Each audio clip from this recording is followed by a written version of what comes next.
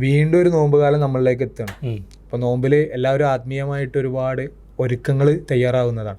അതിൻ്റെ കൂടെ തന്നെ നമുക്ക് പറയേണ്ടതാണ് ഇപ്പോൾ നോമ്പിൽ ക്രമീകരണങ്ങളാണ്. ജീവിതശൈലിയെയും ഭക്ഷണത്തെയും വ്യായാമങ്ങളെയും ഉറക്കത്തെയും എല്ലാത്തിനെയും ക്രമീകരിക്കുന്ന ഒരു സമയമാണ് നോമ്പ് എന്ന് പറഞ്ഞാൽ. അപ്പോൾ ആരോഗ്യകരമായിട്ട് ഇതിനൊക്കെ എങ്ങനെ റെഡിയാക്കാം എന്നുള്ളത് നമുക്കിതിൽ ഡിസ്കസ് ചെയ്യാം. അപ്പോൾ അതിൽ പൊതുവെ നോമ്പ് എന്ന് പറയുന്ന നോമ്പ് കാലം എന്ന് പറയുമ്പോൾ ആദ്യം നമുക്കൊക്കെ കൺസേൺ ആയിട്ടുള്ളൊരു സാധനമാണ് ഈത്തപ്പഴം.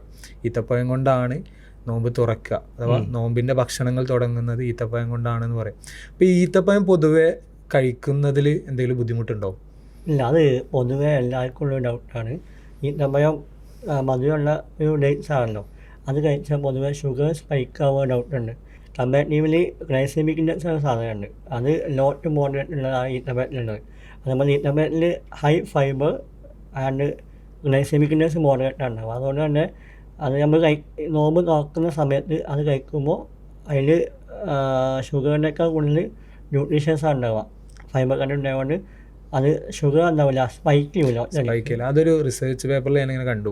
അഥവാ ഗ്ലൈസെമിക് ഇൻഡെക്സ് ഉണ്ട്, അതേപോലെ തന്നെ ഫൈബറുണ്ട്. ഫൈബർ നമ്മുടെ ഡൈജസ്റ്റിന് പെട്ടെന്ന് ഹെൽപ്പ് ചെയ്യും.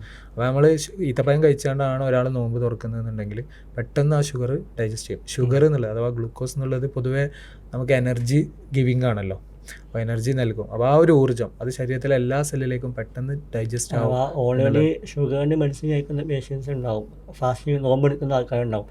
ഓൾക്കും ഒരു മോഡറേറ്റ് ലെവല് 2 or 3 ഈത്തപ്പഴം ഉണ്ടാക്കാൻ പറ്റും, നോമ്പ് നോക്കുന്ന സമയത്ത് കഴിക്കാം. അതുകൊണ്ട് അവൻ്റെ ഷുഗർ സ്പൈക്ക് ആവില്ല. ഓക്കെ. അപ്പോൾ ഈ ഈത്തപ്പഴത്തിൻ്റെ കൂടെ വെള്ളം കുടിക്കുന്നതാണെന്നുണ്ടെങ്കിൽ അത് കുറച്ചും കൂടെ ഹെൽപ്ഫുൾ ആവും എന്നല്ലേ പറയുന്നത്?